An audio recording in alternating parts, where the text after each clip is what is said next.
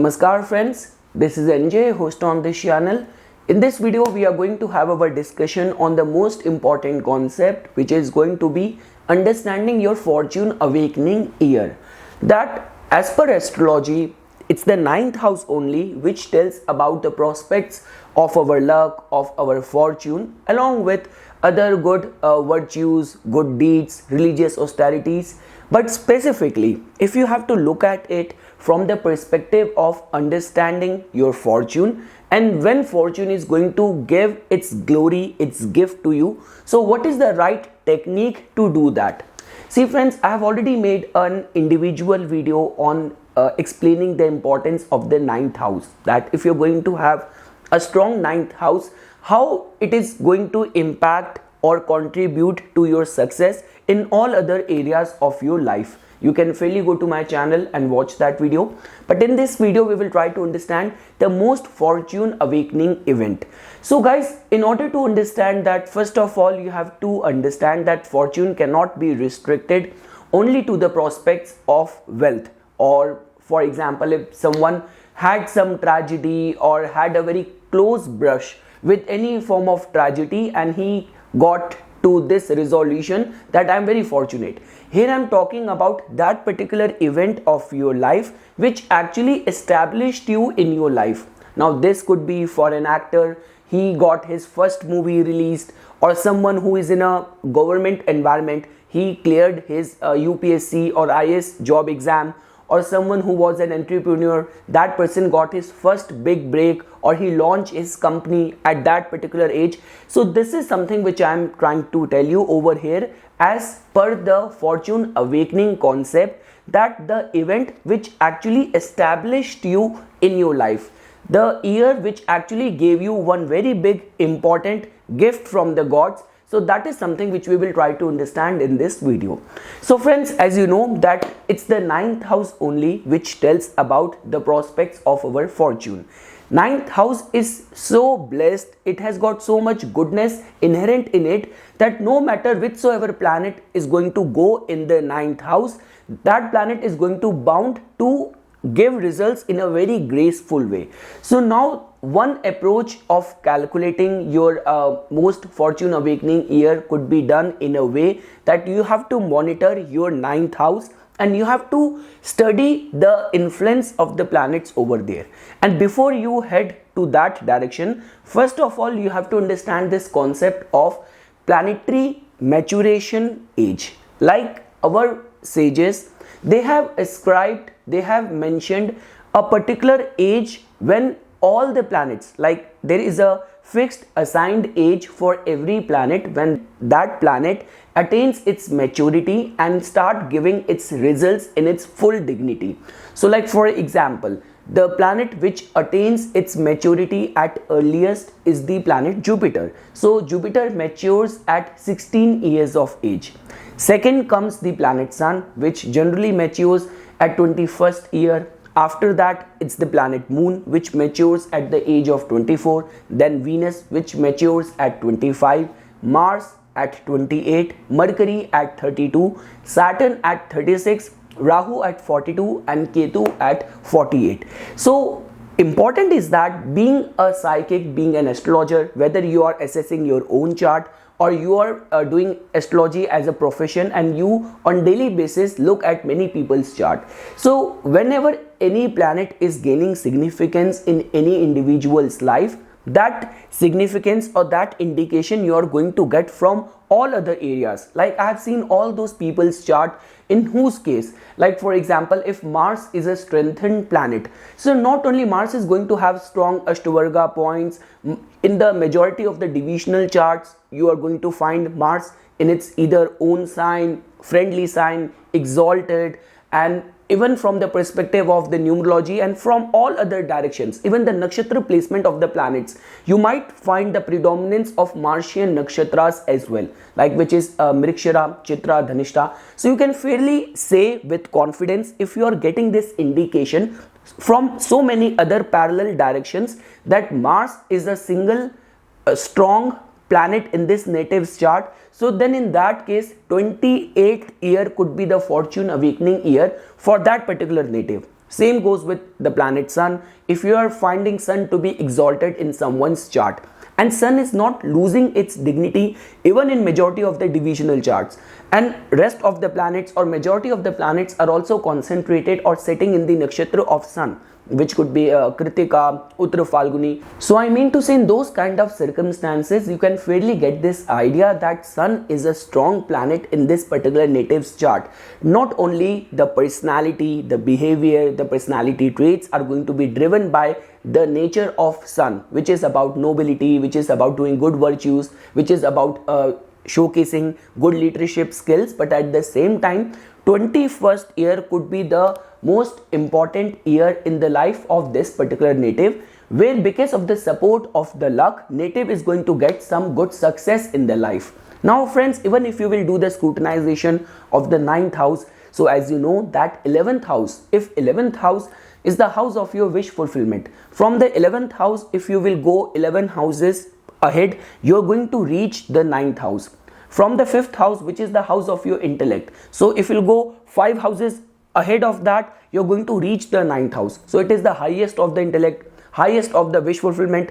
And if 10th house is the house of your karma, so 12 houses to the 10th house is the 9th house. So I mean to say, there is a stage when your 9th house get activated, where even if you are not going to do any deeds, or the support of the luck, fortune, divine grace is going to give you result of your deeds. So that is how you can relate the signification or importance of fortune and 9th house in our life. Now guys, we will come back to the point where we will try to understand how to determine that fortune awakening year in your life. So that is very simple.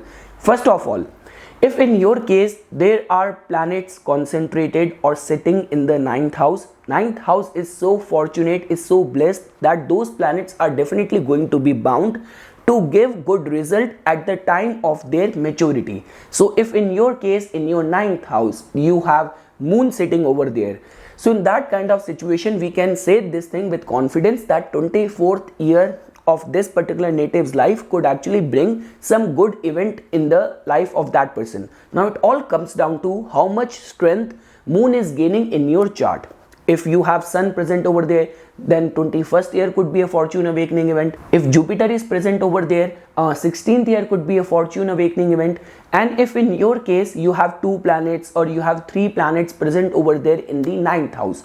So guys, in that kind of scenario, what you have to do is that for maturity age of Jupiter, if you have Jupiter and Sun present in your 9th house, so Jupiter's age of maturity is 16, Sun's age of maturity is 21. You have to add these two numbers, which is going to give you 16 plus 21 is going to give you 37. Then you have to divide it by 2. So you are going to get the answer as 18.5. So 18th year and around 6th month, 6th month of the 18th year of the life of the native could actually bring some very good event in his or her life. Or roughly speaking, the time period from 18 to 19 years of age could bring some very good result in the life of that native.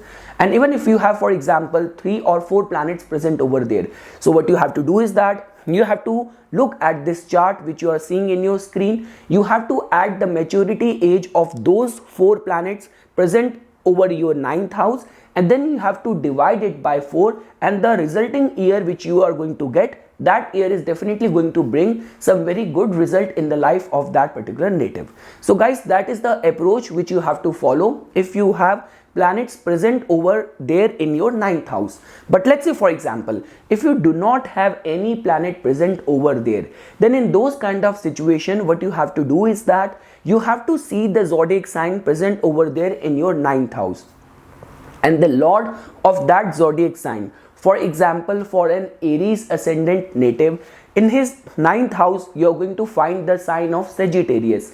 So the lord of Sagittarius is the planet Jupiter. So that means that 16th year can actually bring some very good result in the life of native, or it could actually pave path in giving some good fortunate opportunity to this particular native. So that is, guys, one approach of calculating someone's fortune awakening year. And let's say, for example, if you have got some good Raj Yogas getting formed in your chart. So for a Leo ascendant native, if his ascendant lord Sun is exalted in the ninth house. So then in that kind of situation, you can fairly say that 21st year is definitely going to bring some very fortune awakening event in the life of native. For example, if you will take into consideration the case of Scorpio ascendant native, if in a Scorpio ascendant native's case, the ascendant lord Mars is going to be debilitated in the ninth house. So even in that situation where Mars is weak, and if it is not going through any cancellation of debilitation because of the contribution of any other yoga, so even in that situation, 28th year is definitely going to be a fortune awakening event. The only difference which is going to come is that the intensity of the grace of luck or fortune of the happening of that event might get little bit diminished. So that is how you can see or correlate the energies or result in the life of any particular individual. And friends, when we talk about the planets like Saturn, Rahu and Ketu, in whose case the age of maturity comes in the second half of life. So you have to understand this thing specifically when we talk about the planet Saturn. Saturn in itself represents maturity. Saturn is the planet of Anubhav, experience. So I mean to say the success which is going to come, that might come after facing lot of struggle, lot of hardship. It might come bit late in the second half of the life, but that success is going to come in a very big packaging, and the native is definitely going to be capable enough of retaining that success which is going to come in his or her life. And friends, when we talk about the nodes, Rahu and Ketu, their age of maturity comes at the end, but they hold the potential and capacity to bring sudden, unpredictable, overnight big success. They represent surprise element, unpredictability. So because of which it all comes down to how much strength Rahu and Ketu are gaining in your chart, and what exactly is your inclination or your aspirations in the life.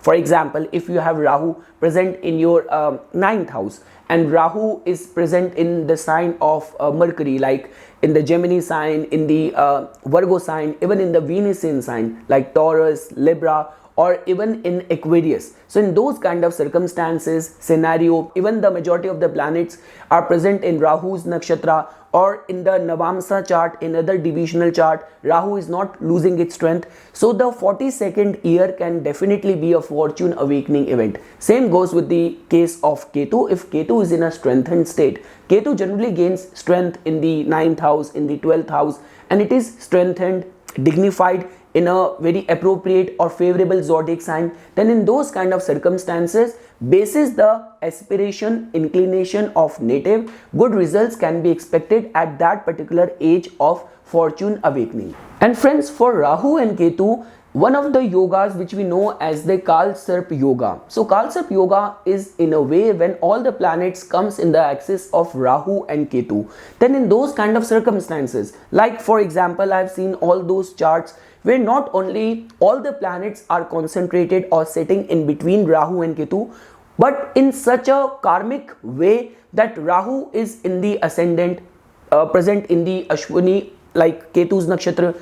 In the 7th house, for example, Ketu is sitting in Rahu's nakshatra in Swati. All the planets are sitting in the axis of in between Rahu and Ketu, and even the moon nakshatra of the native is Sadbisha of Rahu. Then in those kind of circumstances, you can fairly say that the grip of the karma or the karmic knot is so strong that the 42nd year of Rahu's age of maturity can actually bring some very good result in the life of native, depending on the aspiration of the native. And you know, even if you will take into consideration looking at the age of maturity of the planets basis all the concepts which we have studied so far, if you will also calculate the dasha or the transit at that particular age, you will also get some more contributing elements in determining that in which direction or from which direction success is going to come in the life of the native.